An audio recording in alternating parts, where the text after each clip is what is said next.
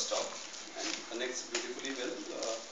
The end may be something which may be negative or positive. It is for everyone to take in whatever way one feels like. I would have loved to tell the story in English, but then I think that if I don't tell it in Hindi, it doesn't come out well. So ये कहानी मैं हिंदी में सुनाऊंगा. जब हिंदी में कहानी की बात कर रहे हैं तो एक बड़े हिंदुस्तान में बड़े लेखक हुए. मेरे को लगता है कि हिंदुस्तान के सबसे बड़े लेखकों में से एक रहे हैं जिनका नाम विजयदान धेता है. विजयदान धेता को अधिक तो लोग जानते ही नहीं है, क्योंकि विजयदान धेता ने जो है उदयपुर के पास एक गाँव छोड़ने से इनकार कर दिया. उन्हें आधी जिंदगी उन्होंने हिंदी में लिखने से इनकार कर दिया. लोगों ने कहा भाई साहब आप जो है हिंदी में लिख दो, राजस्थानी छोड़ दो, आप जो है सब जानेंगे आपको. उन्हें मैंने लिखा. आखिर में जब वो काफ़ी बुढ़े हो गए तो अभी उन्होंने कुछ कहानियाँ हिंदी में लिखी हैं, लेकिन वो कोई कहानी उन्होंने वो हिंदी के अलावा लिखते नहीं है. तो वहीं एक उदयपुर में बंदा है कैलाश कपूर करके जो उसको इंग्लिश ट्रांसलेट करता है, दुनिया पढ़ती है. और ऐसे करके विजयदान धेता को लोग जानते हैं. धेता को नोबेल प्राइज़ के लिए भी नॉमिनेट हुआ था. वो अखबारों में खबर तक नहीं छपी. धेता जी की बहुत सारी कहानियाँ, वो ऐसी कहानियाँ वो सब फोकटेल से निकली हुई है. और यार ऐसी कहानी लिखी किसने, और जिसने लिखी वो जिंदा कैसे बच गया. मतलब ऐसी ऐसी कहानियाँ उन्होंने लिखी है. लेकिन आज जो मैं कहानी सुना रहा हूँ वो इतनी खतरनाक नहीं है. इस कहानी का नाम जो धेता जी ने लिखा था उसका नाम है रजिक की मर्यादा, या हरियाणा उसको राजस्थानी में शायद रजिक की मर्यादा ही कहते होंगे, मुझे एग्जैक्टली याद नहीं क्या है. रजिक की मर्यादा, जो राजा की मर्यादा. उसको मेरे एक मित्र है उसने कथा गायन स्टाइल में बनाया था, तो उसका नाम रखा था बड़ा भांड तो बड़ा भांड. और उसको जो भी नाम दे दीजिए, मैं उसको बड़ा भांड तो बड़ा भांड ही कहना पसंद करूँगा.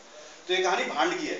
भांड मतलब हम सोचते हैं कि अच्छा जब देखते हैं नया कोई मतलब वो बड़े सुपरस्टार का बेटा जो है एक्टर बन गया और वो जब गंदी सी एक्टिंग करता है तो हम लोग कहते हैं भांड की करता है. लेकिन भांड वो नहीं होता है. भांड वो होता है जो स्वांग करता है.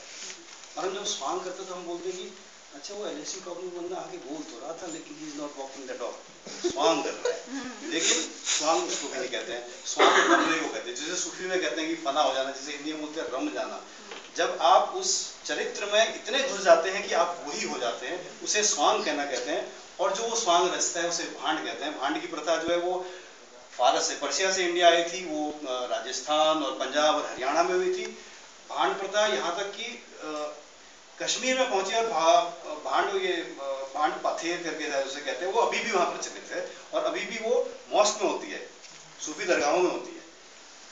तो अब भांड धीरे धीरे तो खत्म हो गया. अभी सब बॉलीवुड आ गया, भांड तो बिल्कुल ही खत्म हो चुके हैं. लास्ट जो भांड बजाते हैं गुर्जरी भांड कहते हैं. वो कहते हैं कि वो एक स्वांग करने के लिए ऐसा होता था. उन्होंने एक स्वांग करना था एक बाबा जी का. उन्होंने बड़े बाबा जी देखे. उन्होंने कहा भाई साहब मेरे को आपका स्वांग करना है, मैं आपको बड़े दिनों से देख रहा हूँ, मुझे आपके कपड़े दे दो. नए कपड़े दूंगा अच्छे ही लगेंगे. तो बाबा ने कहा कपड़े तो मैं दे दूंगा, स्वांग मेरे कर लियो, लेकिन मेरे स्वांग से तू 10 साल तक पैसा नहीं कमाएगा, लेकिन स्वांग रोज करेगा. कहते हैं कि उस आदमी ने उससे कपड़े लिए, उसने 10 साल तक उस बाबा का स्वांग रचा. वही बातें कही जो वो बाबा कहना चाहता था और किसी से एक पैसा नहीं लिया. वो हुआ था करता था भांड. तो इन भांडों में भी एक बहुत बड़ा भांड था, उसका नाम था शंकर भांड. और शंकर भांड जो है एक बिल्कुल देहात में कहीं पर राजस्थान में रहा करता था. अब जब तक राजा का हाथ न पड़े तो भांड गरीब भी रहा करता था. वो गरीब भांड था. वो इधर उधर जाके शंकर भांड के बारे में लोग कहते थे कि उसको उसके गले में जो है उसकी एक गले नहीं, उसे 100 गले, क्योंकि वो सब तरह की चिड़ियों की आवाज़ें निकाल लेता था, जानवरों की आवाज़ें निकाल लेता था, मोटी आवाज़, पतली आवाज़. और जब वो कुछ बनता था, जैसे अगर वो पुलिस वाला बना तो पुलिस वाले को शक हो जाता था कि मैं नकली तो नहीं हूँ, और इस हद तक वो भांडगिरी कर सकता था. तो एक बार उसने सोचा यार ये मैं छोटे छोटे भांड इधर गाँव जाके इधर पे नौटंकी में करते रहता था, शहर जाके बड़ा सा जरा भांड किया जाए. तो वो जो है साधु वाधु का चोला पहन के अपना आराम से वो पहुँच गए एक शहर. और वो शहर क्या पहुँचे, लोगों ने देखा, लोगों ने कहा यार ये बाबा, इसके चेहरे का तेज देखो, इनकी चलने की अदा देखो. और जब उसके पीछे गए और जब उन्होंने बैठ के जो पहले 2 वचन गए, लोगों ने कहा ये था कहाँ आज तक ये बाबा, इतनी बड़ी बड़ी बात. और वहाँ के जो शहर के बाबे थे वही उनके आगे आगे बैठ गए कि महाराज आप कौन हो, कहाँ से आए हो, अभी तक किस गुफा में बैठे थे. अब शंकर भांड जो है अपना प्रवचन देने लगे तो स्वांग में अपने मस्त थे. अब भांडों की एक चीज होती है, जब भांड स्वांग में चला जाता है उसका भांड जो स्वांग से निकलना होता है, कई बार वो ऐसे 2 दिन के लिए स्वांग करेंगे, कभी 10 दिन के लिए करेंगे, कभी 3 महीने के लिए. और जब बाहर निकलना होता है तो फिर करके वो अपना स्वांग से बाहर आ जाएगा, फिर वो नॉर्मल आदमी हो जाएगा. इस बार वो मानसून होने वाला था. उसने कहा बारिश में कहाँ घर जाऊंगा. उसने कहा इस स्वांग को लंबा खींचते हैं. तो उन्होंने कहा मेरी इच्छा है कि इस बरसात के दिनों में मैं किसी के घर में रहूं, मौन रखूं, किसी से बात न करूं 1 महीने. उससे मैं अपने अंदर में और जो भी कुछ होएगा और मैं आपको कुछ अच्छी चीजें बताऊंगा. तो फिर सेठ ने कहा कि भाई आप बाबा जी आप कृपया मेरे घर में आइए, बहुत जगह है, कुछ प्रॉब्लम नहीं है।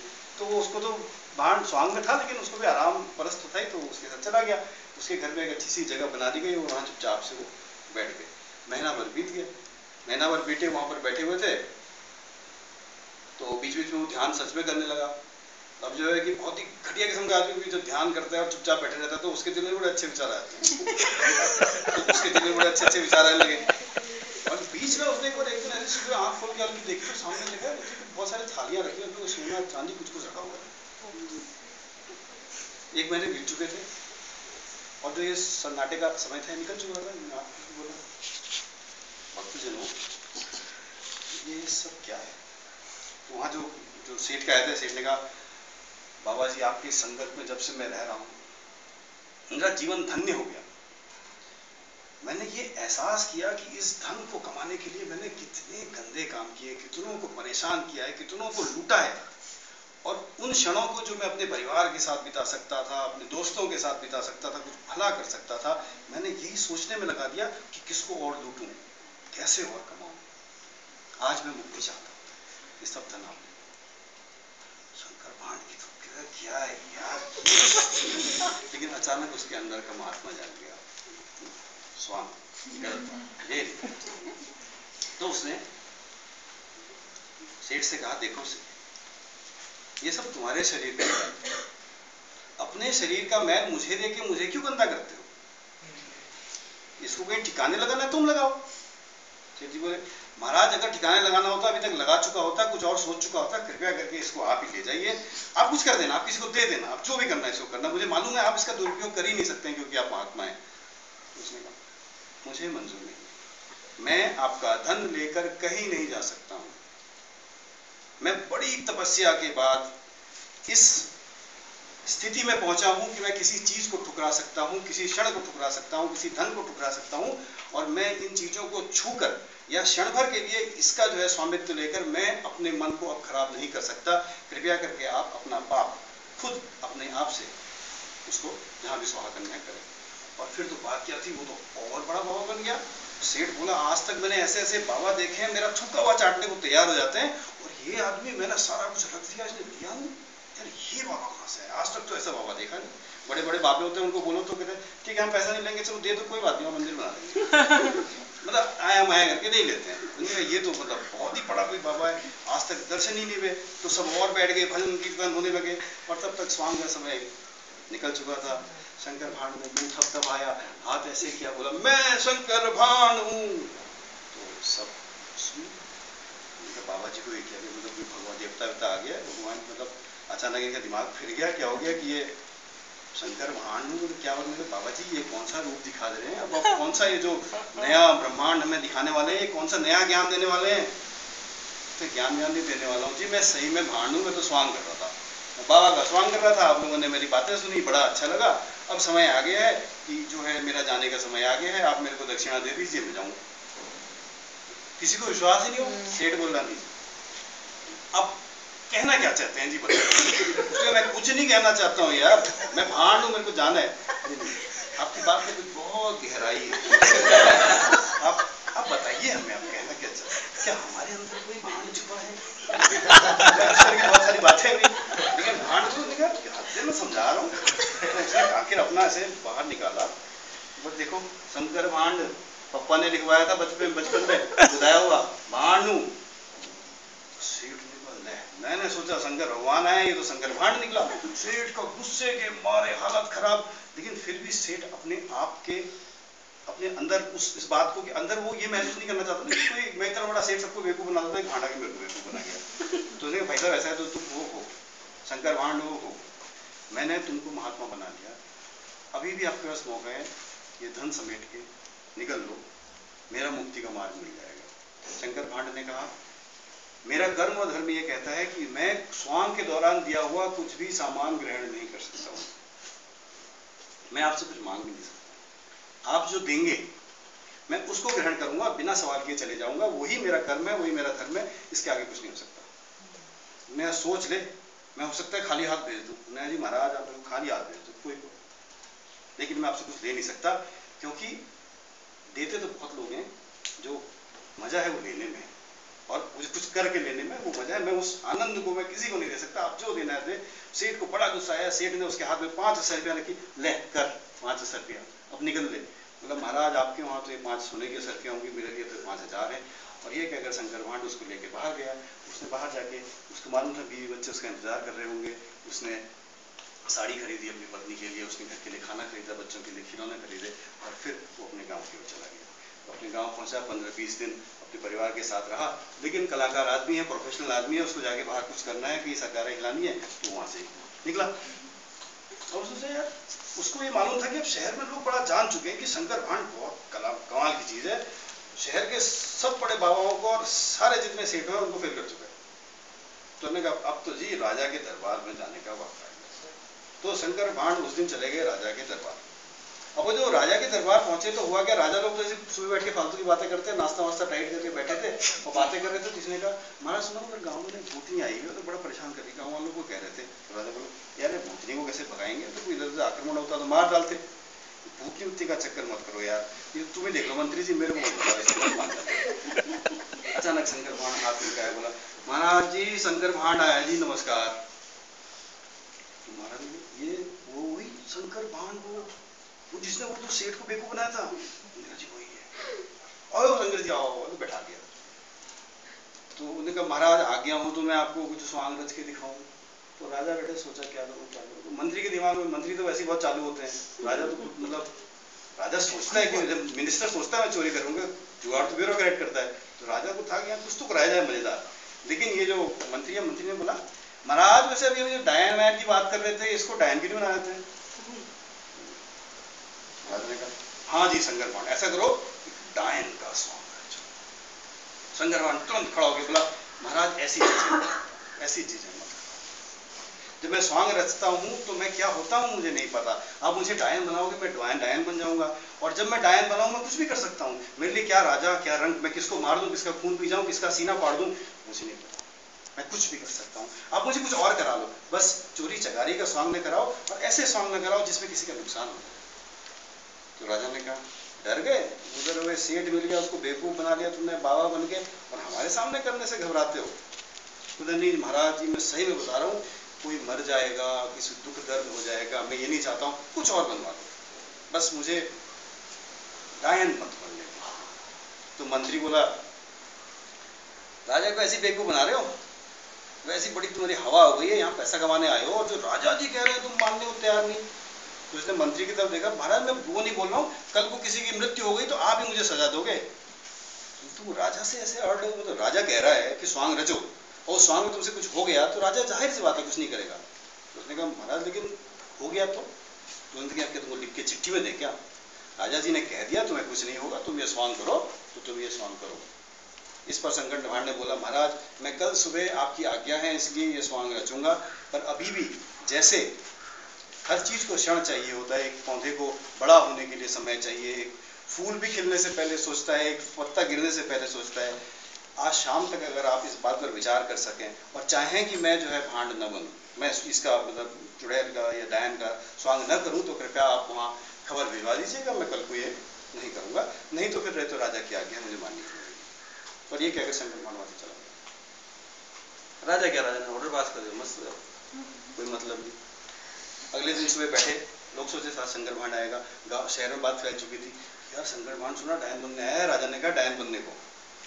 और जब ऐसे ही वो बैठे थे तो अचानक वो जो दरवाजा था बाहर का जोर से खुला, वहां एक आदमी आया, उसकी इतनी लपलपाती सी जीभ थी, उसके इतने लंबे से बाल थे, इतने लंबे नाखून, मुंह से खून टपक रहा था।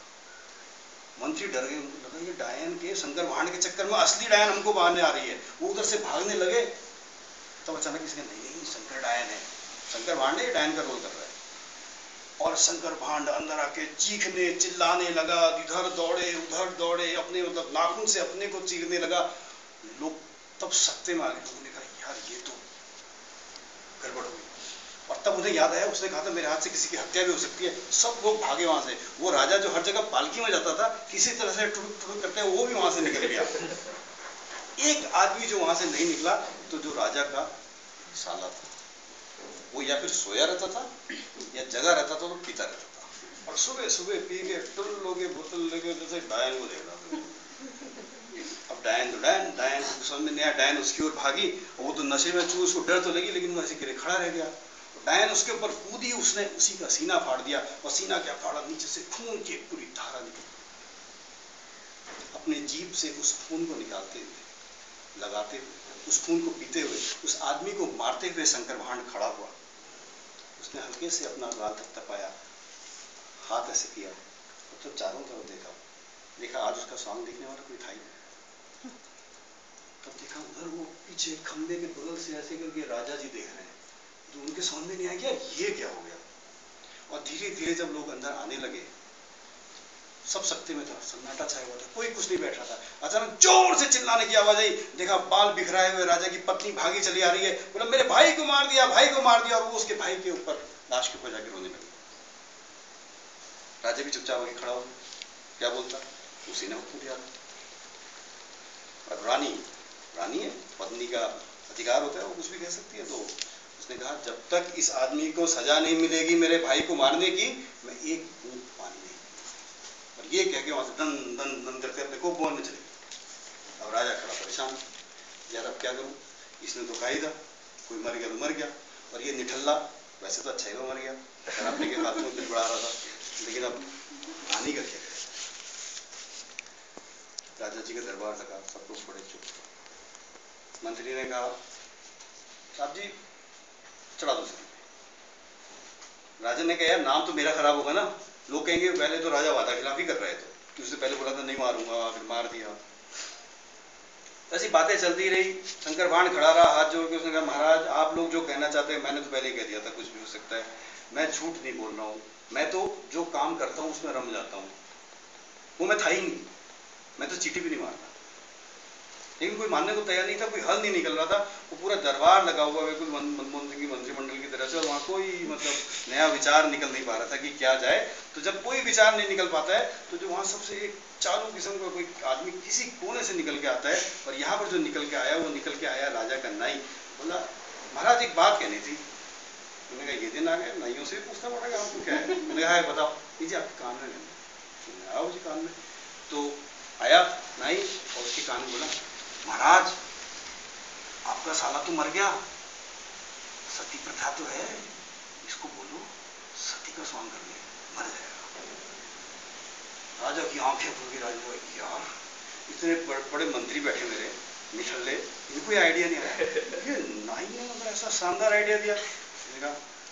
शंकर जी यार बहुत बढ़िया किया तुमने, अरे मजा आ गया तुम्हारा स्वांग देख के, बस एक और स्वांग कर दो, दोनों की कीमत एक साथ मिलेगी, इतनी कीमत मिलेगी कि 7 पुश्तें तुम्हारी, खुद को कुछ करने की जरूरत नहीं पड़ेगी, बस आप एक आखिरी स्वांग दे सकते हो। महाराज क्या, ये तो मेरा साला है ना, तुम इसके सती का स्वांग करो।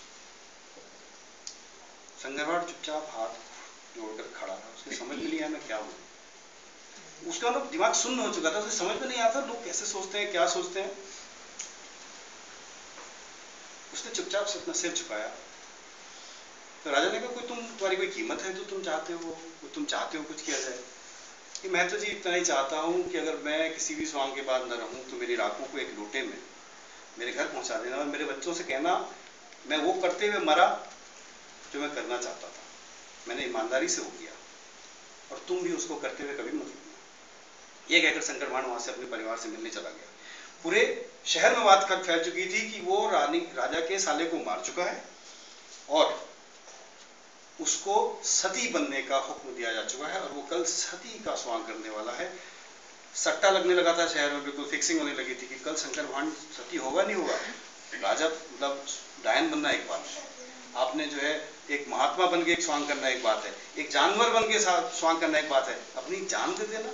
शंकर भाण इतना बेवकूफ नहीं यार, इतना तेज आदमी है, इतने बड़े उसने राजा के साले को मार दिया उसके सामने, इतने बड़े सेठ को उसने बेवकूफ बना दिया कि उसने सारी संपत्ति उसे दे दी। शंकर भाण इतना बेवकूफ आदमी नहीं है कि वो अपने को मार देगा। बहरहाल अगले दिन सुबह चिता सजी, चारों तरफ लोग इकट्ठे थे, इंतजार हो रहा था। अभी भी लोग कहते नहीं आएगा, अरे कोई चांस ही नहीं यार, नहीं आएगा, इतने बड़े प्रोफेशनल दुनिया में पैदा ही नहीं हुए। तब देखा कि अचानक वहां से